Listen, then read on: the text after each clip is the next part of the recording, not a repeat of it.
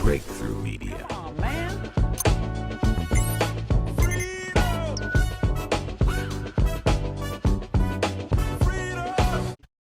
All right, guys, so I really don't want to go into conspiracy land when it comes to mass shootings, okay, for various reasons, right? But sometimes when you read about some of this stuff that happens or that happened leading up to these mass shootings, it really raises a lot of questions about how in the world was this allowed to happen when there was clear warning signs that this is something that at the very least the authorities should have been made aware of or were already aware of. We really don't know, okay? Because look, our federal government, they have the capabilities of monitoring all of our communications in this country, okay? If they really want to know what you're talking about, if they really want to look something up, they definitely can, okay? This is something that Edward Snowden has proved to us that the government has the capabilities of doing. But for whatever reason,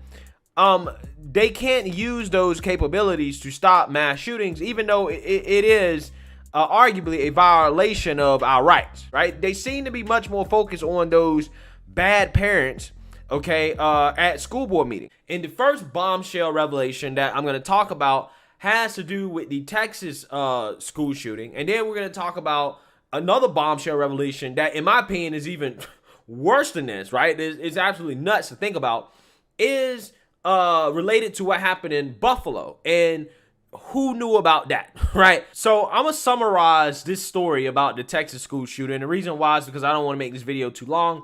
But basically, he was on an app called Yubo, okay, and he was nicknamed the Below school shooter. Now, this app is like a video messaging app or whatever, like a video online chat room type of app that a whole bunch of high schoolers get on, okay? And, there's high schoolers from all across the spectrum, okay? And this guy was known as the weird kid, right? And apparently on this app, he would threaten women, okay, threaten girls.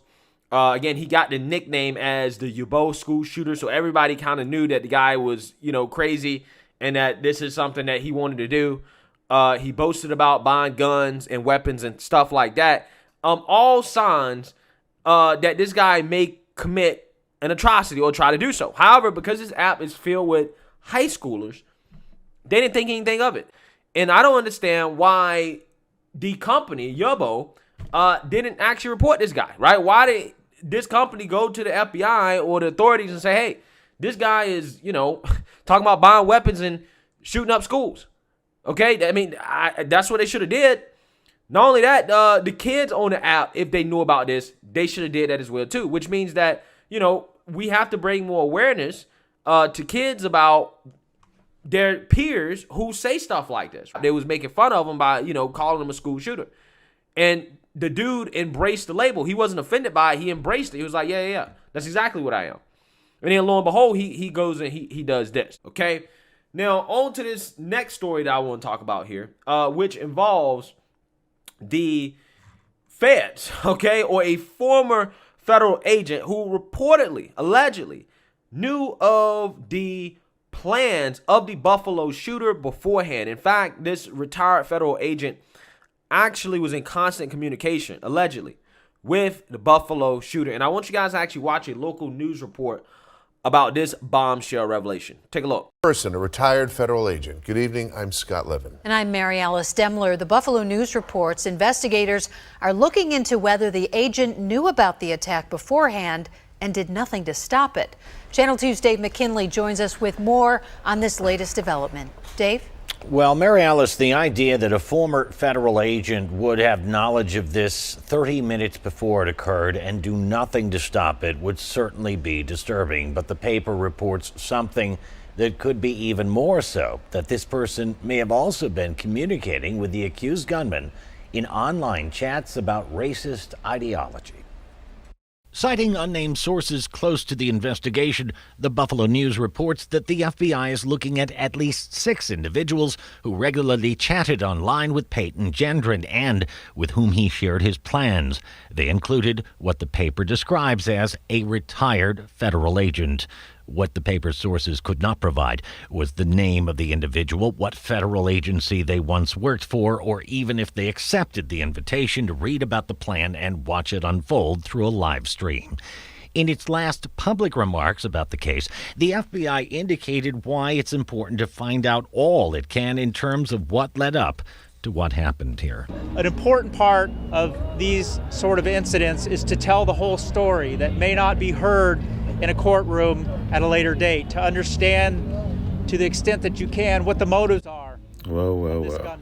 Look who shows up for this shooting, but ignores Uvalde, Texas. Obviously, because the last name of the shooter in Uvalde is Ramos. But as pointed out on that same day by Buffalo's police commissioner, the internet is a vast map to explore, while reminding how important it is for others to speak up. Whether it be a friend, a family member, you need to out these people. If somebody is talking in a certain way or putting certain things out there, you've got to let the law enforcement community know. Let us do our jobs and report that. Prior to that report in today's Buffalo News, the Washington Post had reported that 15 people accepted the gunman's invitation to review his plan on a Discord chat room, enabling them to watch his live stream as he carried out the massacre. And one might presume that the FBI may be seeking to speak with all of them. In the Information Center, Dave McKinley, Channel 2 News. Yeah, so I got a whole lot of questions about the former federal agent, okay, or alleged former federal agent that supposedly knew about the plans for this attack before it happened and was in constant communication with the shooter. He allegedly was talking to the shooter about racist ideology or whatever before this attack. And the reason why is for a couple reasons, right? I can't imagine how a former federal agent, again, we don't know which alphabet agency he was a part of, whether the FBI, the CIA, whatever, we don't really know. But I can't imagine a situation where they would know about this and not report this to the FBI, right? The authorities, okay? At the very least, the local police department. I just can't imagine. I don't understand how that can be a thing, right?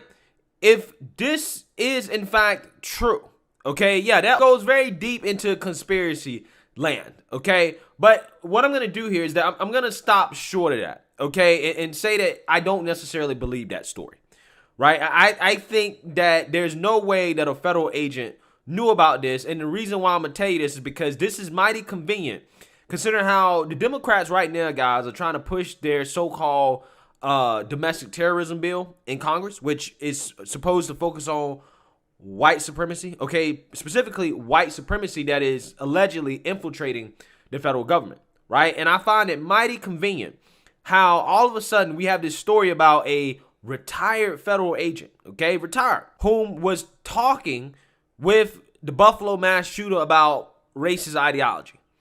I find that to be a very, very, very interesting coincidence, right? And I think that a story like this can be used by the Democrats to push their domestic terrorism bill to say, listen, we got white supremacists that are infiltrating our federal institutions, right? They're infiltrating the FBI, the CIA, et cetera, et cetera. Have you ever felt? Oh my God, this just keeps getting worse. The above and below tactic. This is used by a lot of different groups, communist groups, special interest groups, political factions, you name it. Basically how it works is they have groups that are in power, small handful of individuals who incite different groups on the ground to create incidents. So this could be, for example, a political faction that goes and has, say, nonprofits, special interest groups, hired thugs, you name it, create incidents, protests, calls to action, public demands. If we can't protect the children, we can't protect anybody. From that cabinet, in a restaurant, in a department store, at a gasoline station, you get out and you create a crowd. And you push back on them.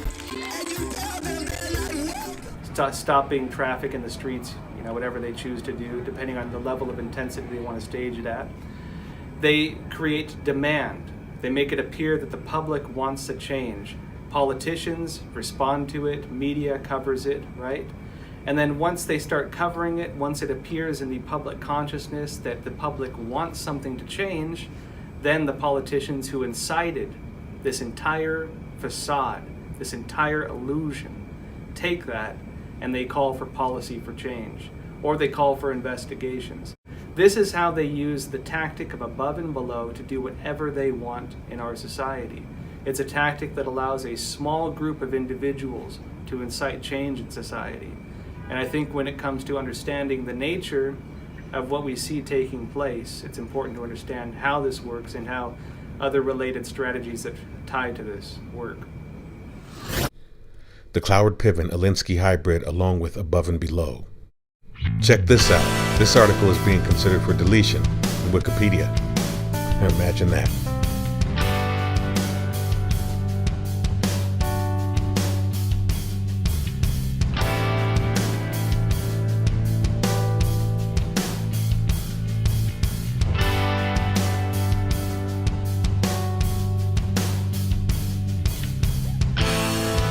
Here are the details to this hybrid strategy. Please be informed and please share this.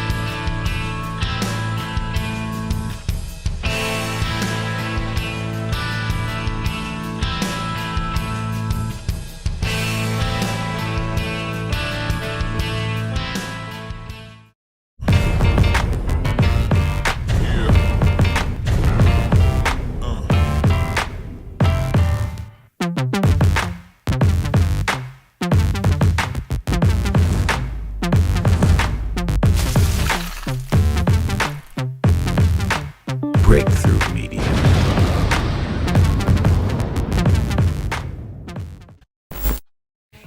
Don't look past this. I look at freedom and I appreciate that.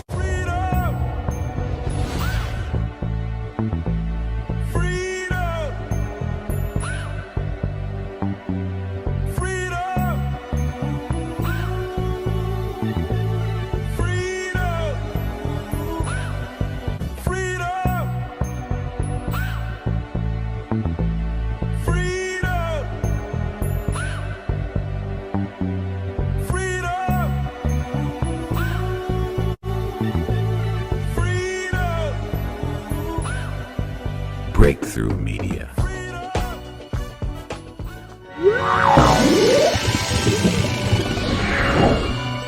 Breakthrough Media.